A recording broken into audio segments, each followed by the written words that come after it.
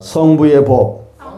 하나님 아버지가 이 땅에 오실 때도 우리에게 오시면서 그냥 오심으로 끝나는 것이 아니라 하나님은 법이라는 것을 테두리 안에 만들었어요. 그래서 성부의 하나님께서 바로 성부의 법이란 무엇이냐 따라서 합시다. 율법, 행위, 공의. 이 세 가지의 법을 하나님께서 우리에게 만들었어요. 오늘 로마서에 바로 태어난 첫 번째 법이 바로 성부의 하나님의 법입니다. 많은 사람들에게 신약에 와서 바로 율법에 대한 말을 하면 많은 사람들의 율법은 다 지나갔는데 무슨 구약 이야기를 하냐고 말을 합니다. 여러분, 왜 신약의 율법 이야기를 하냐고 반문하는 사람이 우리 주변에는 참 많이들 있어요. 그러나 이유가 있습니다. 왜 신약 시대에도 율법이 필요한가? 오늘 그 율법이 필요하기 때문에 사도 바울도 오늘 율법을 피할 수가 없다고 그랬어요. 오늘 뭐라고 그랬어요? 31절의 말씀이니까 이와 같이 우리가 믿음으로 말미암아 율법을 그냥 파기할 수 있느냐? 그럴 수가 없다. 그렇죠? 도리어 율법을 굳게 세우느니라. 그렇죠? 오늘 이와 같이 로마서 3장 27절에서 31절의 말씀을 우리에게 말씀을 하고 있습니다. 여러분, 신약 시대에도 율법이 필요하냐? 사람에게 많은 사람들이 의문점을 갖고 있지만 율법은 어떤 역할을 합니까? 바로 우리의 영적인 상태를 보여주는 바로 거울의 역할을 합니다. 여러분, 거울이 없으면 무엇인가 내 얼굴을 볼 수 있는 무엇인가 없으면 내 얼굴에 무엇이 묻어 있는지 무엇이 잘못된지 도저히 분간을 할 수가 없어요. 그래서 하나님의 말씀은 이와 같은 율법이 저와 여러분의 잘못된 부분들을 찾게 해주고 그런 말미암아 저와 여러분들의 죄라는 것을 발견하게 하는 원인 모든 것을 제공한다는 거죠. 율법이 나타나지 않으면 다시 말하지만 나의 영적인 상태를 알 수가 없어요. 내가 지금 신앙생활을 잘하고 있는지 잘못하고 있는지. 그래서 자신이 한없이 잘난 줄 알고 세상 말로 착각 속에 산다는 것이에요. 여러분, 그래서 율법은 따르사 율법은 거울이다. 율법은 거울입니다.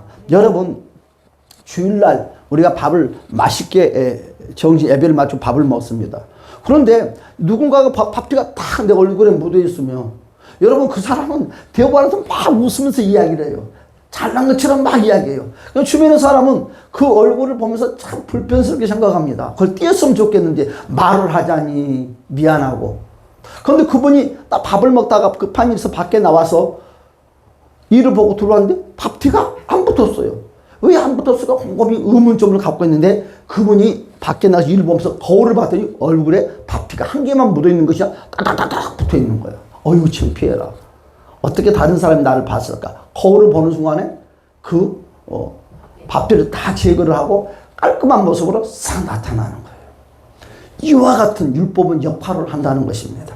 할렐루야. 여러분, 그래서 율법은 영혼의 거울이다. 그래서 신약 시대에도 율법이 필요하다.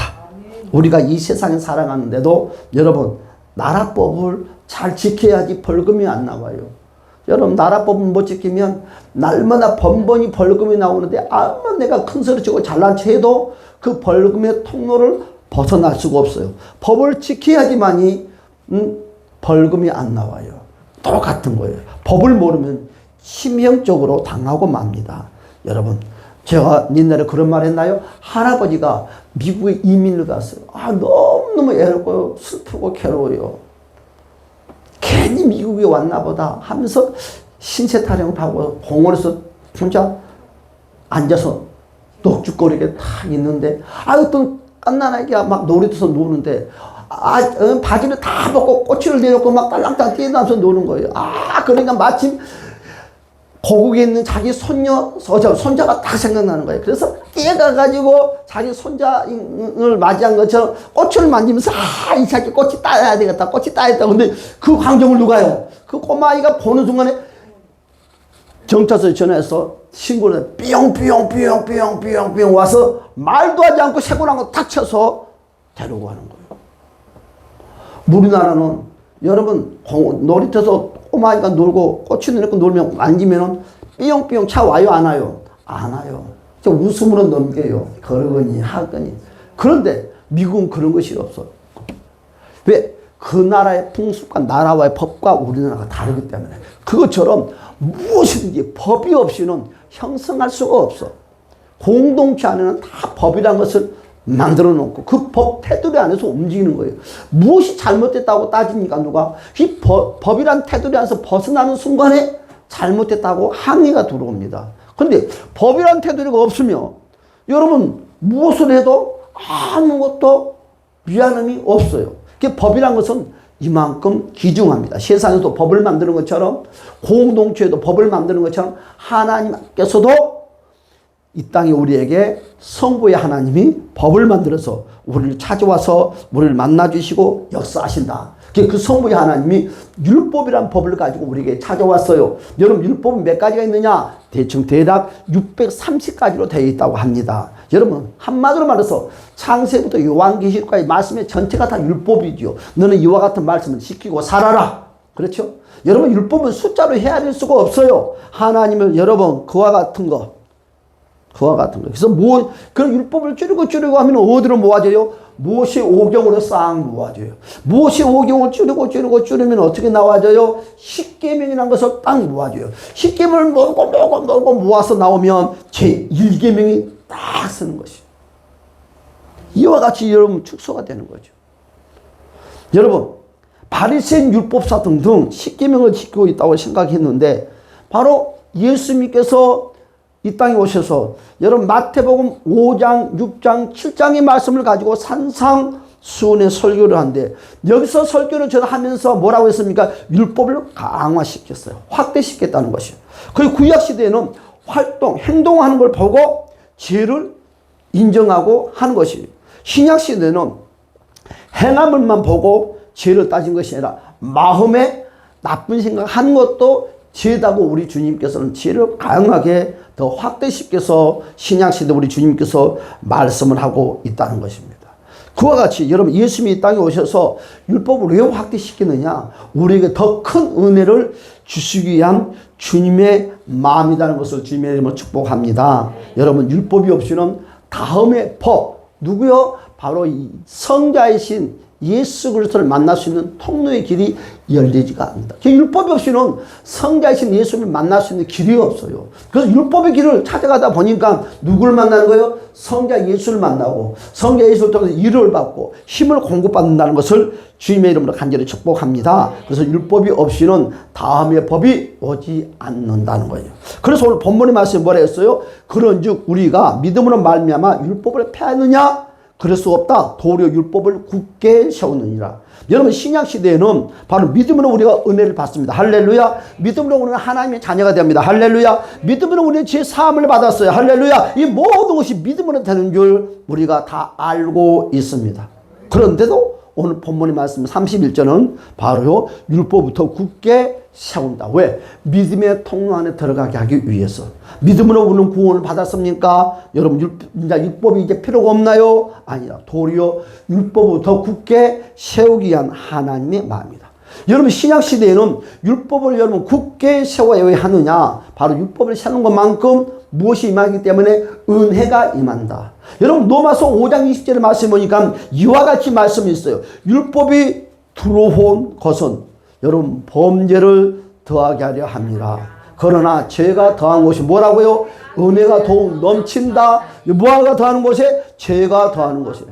율법을 통해서 죄를 발견하는 것이에요. 여러분 이 의미가 뭘까요? 여러분 죄를 많이 지으면 은혜가 더 임하는 것이 아니고 여러분 자기의 마음속에 여러분 많은 죄를 찾아낼수록 그만큼 은혜가 풍성하다는 거예요.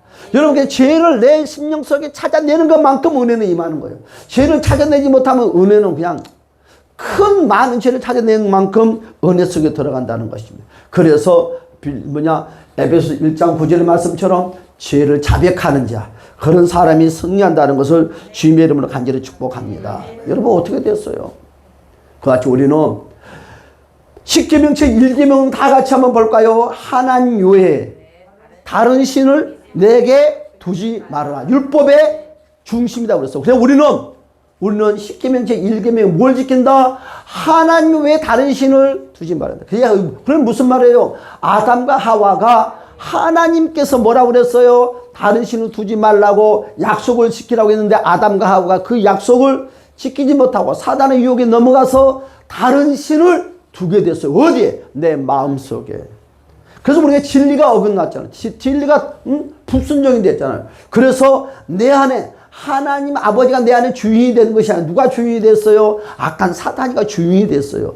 우리가 그래서 바로 우리가 원상복귀를 시키기 위해서 우리가 발동을 치는 거예요. 그래서 예수님이 저와 여러분의 주인의 의식을 바꾸기 위해서 이 땅에 오셨고 또한 십자가의 물과 피를 흘림으로 우리는 다시 예수님을 믿는 자에게는 다 하나님의 자녀, 주인을 바꾸기 운동을 했습니다. 할렐루야. 주인을 바꾸기 운동을 해서 바로 우리 영혼 속에 우리 주님이 om으로 우리는 하나님의 자녀가 되었고 우리는 구원받은 백성이 되었고 또한 자녀로 이 땅에 살아가는 거예요. 그러나 늘 우리가 변화되지 못하는 것은 뭐예요? 우리 혼적인 지정의. 여러분, 이 지정의가 아직 어둠이 악한 거에서 우리가 자유함을 누리지 못하고 있다는 거죠. 여러분, 주인을 바꿉시다. 우리는 인격의 주인을 바꿉시다. 할렐루야. 혼의 주인을 바꿉시다. 할렐루야. 그래서 온전히 성령께 저와 여러분들을 온전히 성령의 법 안에서 복받는 우리 모두가 되시기를 주님의 이름으로 간절히 축복합니다. 우리는 천국 백성이 되었어요. 그러나 우리의 삶도, 우리의 지정의도, 우리 혼적인 기간, 우리 생각도 우리 주인을 바꾸기 운동을 해야 돼요. 주인을 바꾸기 운동. 그래서 완전하게 성령 지배 가운데 사는 저와 여러분이 되시기를 주님의 이름으로 간절히 축복합니다. 그래서 우리 안에 어둠이 역사하지 못하게끔, 그래서 죄성을 사는 것이 아니라 진리 가운데 기쁨 속에 은혜 속에 사는 저와 여러분. 그래서 십계명 제1계명에 뭐라고요? 나 외에 다른 신을 두지 말라는 거예요. 너희들이 지금 다른 신을 두었다는 거예요.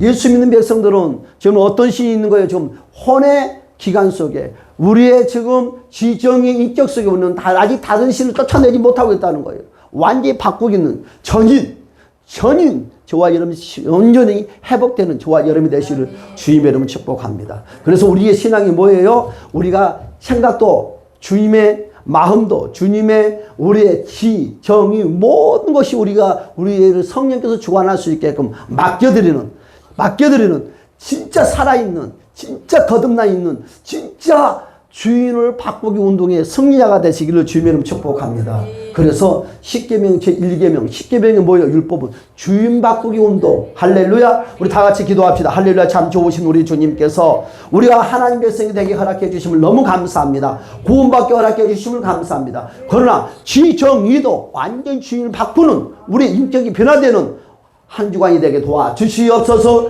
성령께서 우리의 지정의 인격도 우리의 주인이 되어 주시옵소서. 우리 주 예수 그리스도 이름으로 간절히 기도드리옵나이다. 아멘. 하늘에 계신